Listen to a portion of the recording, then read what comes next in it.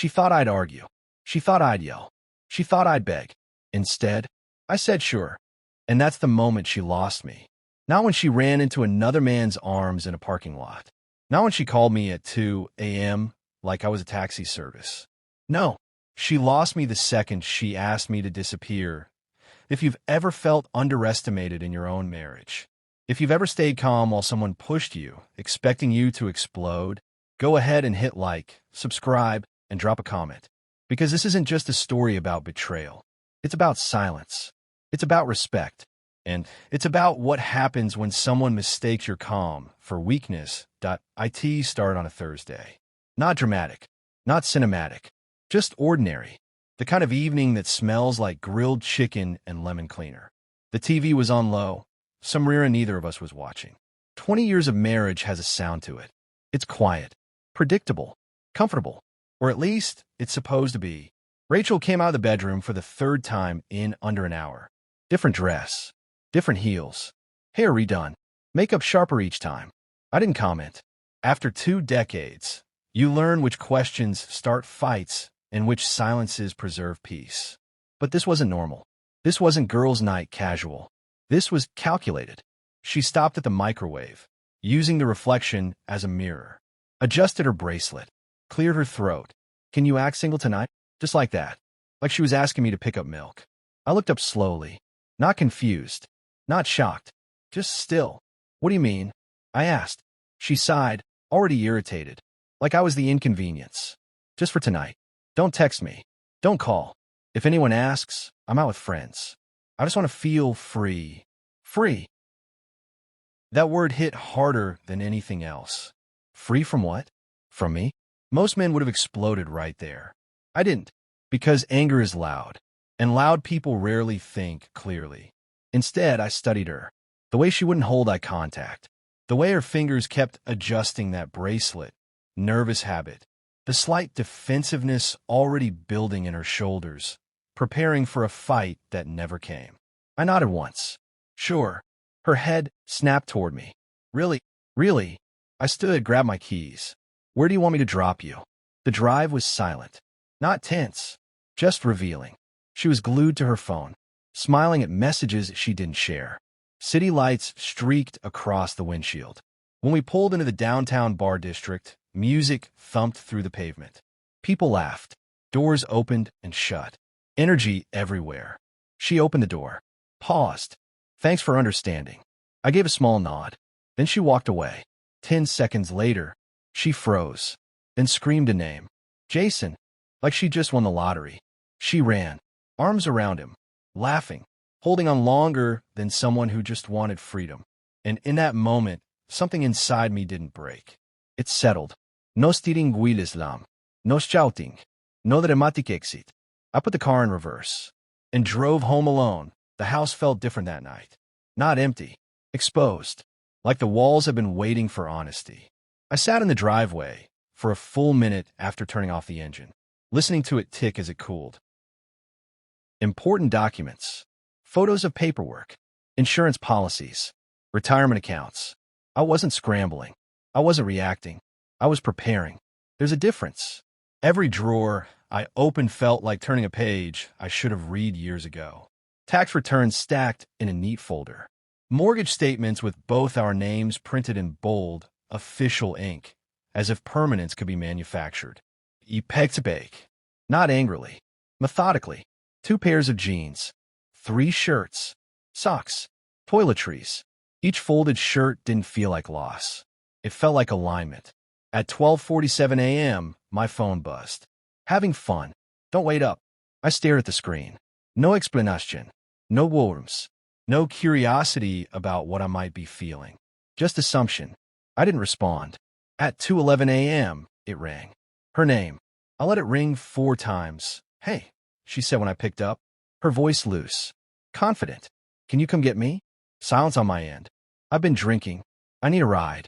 I inhaled once. I'm acting single, I said. Then I hung up. That was the last sound she ever made in my house that I didn't sleep that night. Not because I was hurt. Because I was clear. When your mind stops arguing with itself, time changes. The microwave clock clicked from 3:12 to 3:13.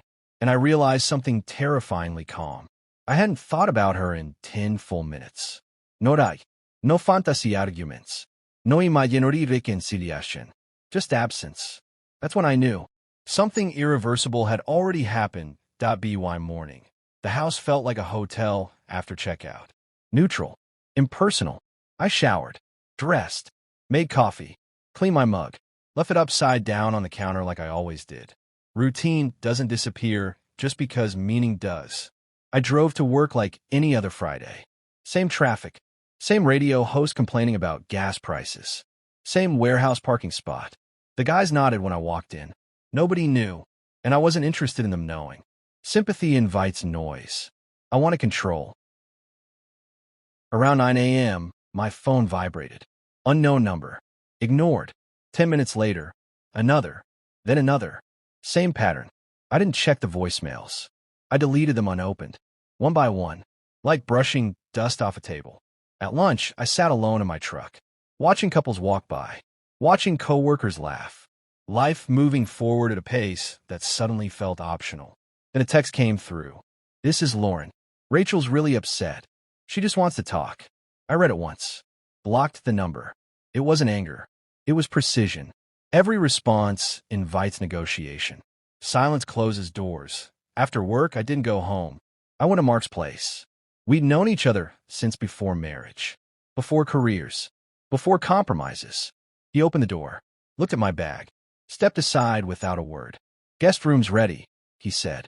Beer's cold if you want one. I want quiet, I replied. He nodded. That's friendship. No interrogación. No dramatics. Just space. I sat on the edge of that unfamiliar bed. Phone face down. Listening to a house that wasn't mine breathe around me. No tensión. No anticipación. Just stillness. The next morning, I turned my phone back on. It exploded. Missed calls. Texts. Voicemails. None from her number.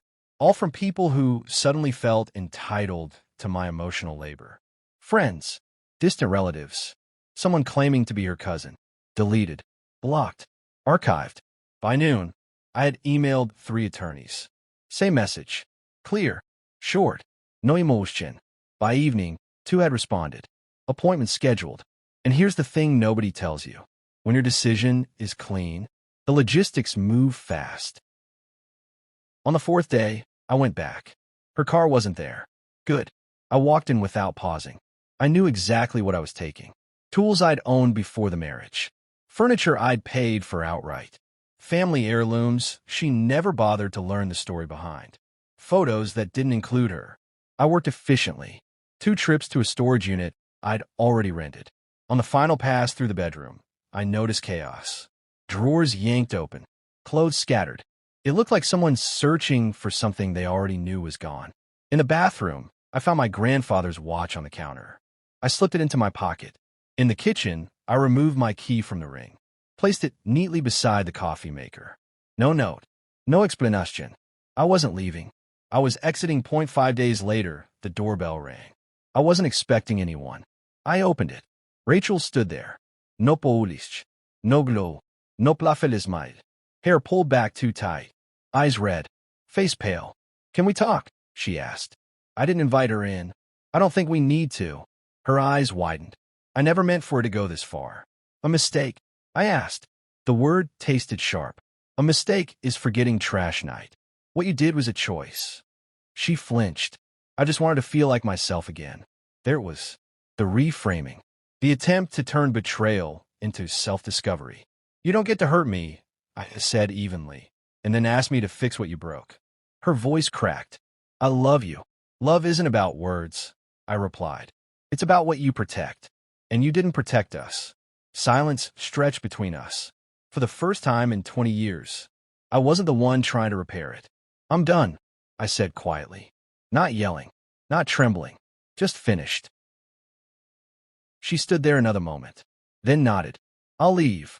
When I closed the door, I felt something unfamiliar. Not triumph. Relief. She showed up at my work 3 days later.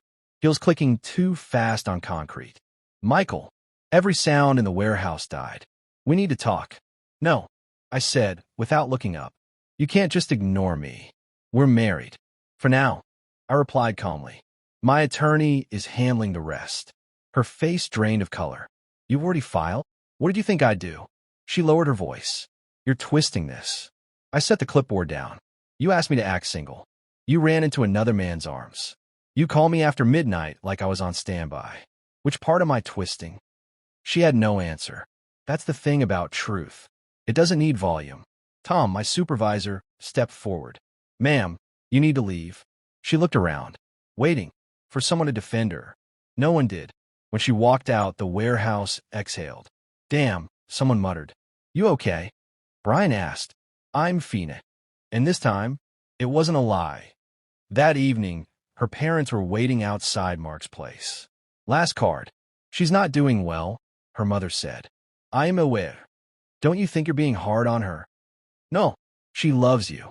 She asked me to disappear so she could see if another man still wanted her, I said calmly. I respected that honesty. I just didn't stick around afterward. Her father's jaw tightened. She didn't tell us that. I'm sure. They left quietly, and I stood in the driveway, feeling something solid in my chest. Not anger. Foundation. The divorce finalized on a Thursday. Clear sky. Ordinary courthouse. Pen across paper. Clerk nodding. That was it. No dramatic speech. No applause. Just an ending that didn't ask permission. Outside, I stood on the courthouse steps. Not sad. Not celebrating. Just steady. 3 months later, I saw her in a hardware store. She looked smaller, worn thin. I'm sorry, she said. I believe you. But it doesn't change anything. She glanced at my wrist. I'm glad you kept the watch. So am I. Do you ever think about what could have been? I think about what is. And that's better. It's quieter. She nodded. Take care. You too. I didn't watch her walk away. Here's the truth. No one teaches you about marriage. Respect isn't loud. Boundaries aren't dramatic. Strength doesn't slam doors. Sometimes it just quietly refuses to return. She wanted to act single. Now she is. And I discovered something unexpected. I'm not angry. I'm not bitter. I'm freed if this story hit close to home. If you've ever stayed silent while someone underestimated you, drop a comment. Tell me, was he too cold? Or was he finally clear? Hit like, subscribe, and remember, silence isn't weakness. Sometimes it's the loudest answer you can give.